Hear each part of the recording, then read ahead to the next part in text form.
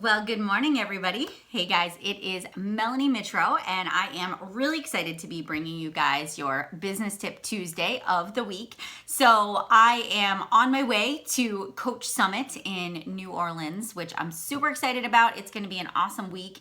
And, I am a Team Beachbody coach, and one of the things that we do every year is have this huge event where we just celebrate success and we get to work out with the trainers. We get to hear great keynote speakers, and I'm just excited about it. This year we have Brendon Burchard that's going to be there. Chalene Johnson's going to be speaking.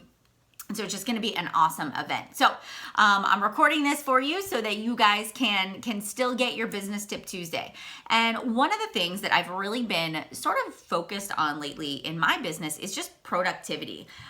In January, I made the decision to hire an assistant, a full-time assistant, to really just help me take some of the burden off of myself. And while I had, a part-time assistant and, I had somebody else that was kind of helping me, I just never really had a business strategy. I was just always kind of staying afloat. And I was staying afloat, but I had these great ideas that I wanted to implement.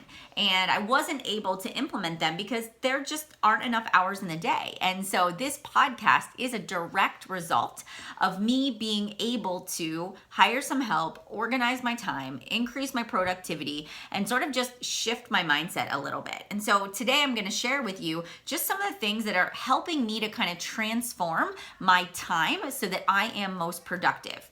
Because one of the things that I never want people to feel like is that they are tied to their business 24/7. And you want to create a life of freedom by working for yourself, which you should be able to do. But with that comes a little bit of sacrifice. And I'll give you a personal story. So when I started this business 6 years ago, it was just me. I was the only owner. I was the only person doing the work. And I am one of those kind of people that just says, I can do it all. I don't need help. I am capable of making those images. I'm capable of scheduling all of my posts. I'm capable of everything. And I am capable of it. But it got to a point where I couldn't disconnect and I was just attached to social media 24/7. And that wasn't what I was looking for.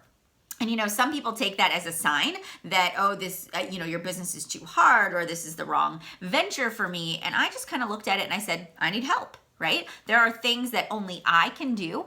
There are things that I can delegate. There are things that I can, shop out and hire an assistant. And if you follow Chalene Johnson, she talks about that is so important in your business is to hire an assistant, to make investments in your business. I didn't want to spend money. I didn't want to spend money on having people help me or do things for me because I felt that I was absolutely capable of doing that. But that was the absolute wrong mindset to have. Somebody else can sponsor an ad faster than you. Somebody else can schedule your challenge groups so that you can do some of the business building things that you want to do so that you can move forward. So hiring an assistant was the best decision I ever made because now I get to spend my time working on things that directly affect the people that I serve. Making videos, making trainings, creating new scripts and guides and leadership development. And so while, the other part of my business doesn't fall behind because I have got a team working together. So if you're on the fence about hiring an assistant or you feel like you're not at a level where you can do it yet, I encourage even my newest members of my team to get help, especially if they're trying to run their business and raise children. There is no dollar amount that you are required to make before you are qualified to hire an assistant. The sooner that you do some of those things, the sooner you say, this is not the area where I excel, the sooner you will have better success because somebody else will do it better than you and allow you to focus on the areas you do excel in. All right. Okay. So let's get into today. So today we're talking a little bit about your mindset. And for me, one of the books most recently that I've been reading and I've been plastering it everywhere. So I'm sure by now you've heard me talk about it, but it's the 5-second rule. So Mel Robbins is the author of the book, The 5-Second Rule. It's transform your life, work, and confidence with everyday courage.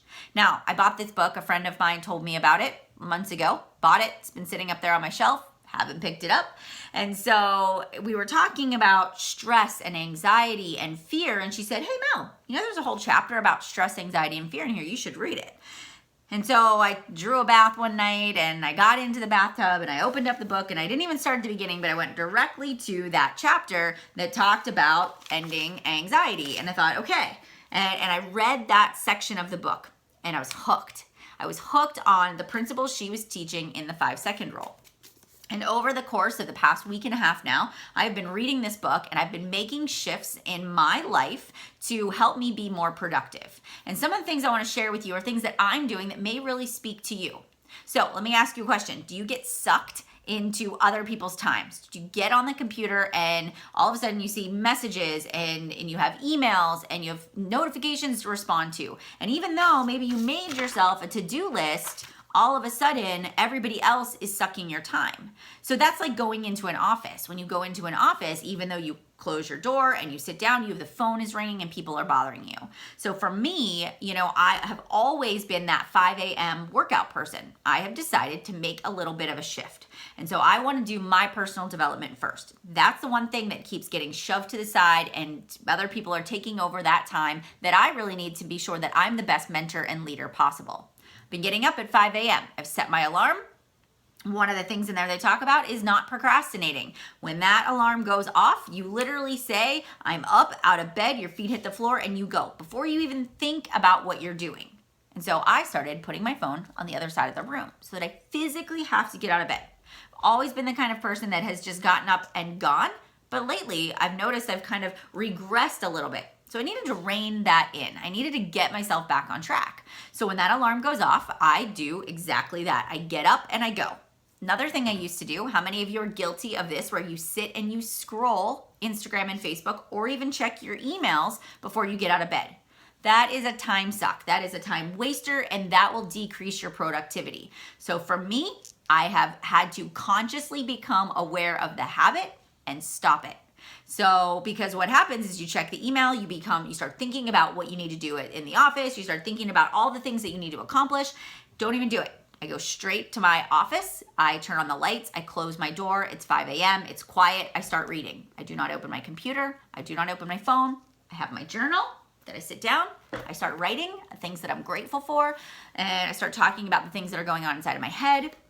I read my book and I give myself 1 hour. So from 5 to 6 a.m. is my personal development time.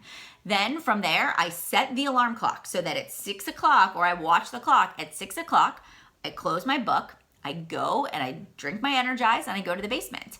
And so I do my workout, and then about 6:30, 6:45, I'm done with my workout. Nobody's even awake in my house yet. So there, two options. If I have things to do, I'll go get a shower as quickly as possible and I'll get ready for the day. If I don't have anywhere to be, I go back into my office and I have a list of things that I need to accomplish. And so I call it my must-do list. These are the top priorities. If I get nothing else accomplished in the day, these are the things that I need to accomplish. And so I write them down and then I work on them. And you can see this was my list from yesterday. And even though I wrote all of those things on that list, I got 4 things done on that list. Then what I did was I moved those things. This morning when I got up, I said to myself, okay, I didn't get these things done, but I circled the 2 things that were really important, and then I created another must-do list before I ever opened my computer. Now this is just sitting on my desk so that I can refer back to it, because when I sit down to do my actual work, I actually do those things first. I don't check my emails or my messages until most of those things are done, because the minute I start conversing and answering messages, an hour and a half will be gone. So that is first and foremost what I do.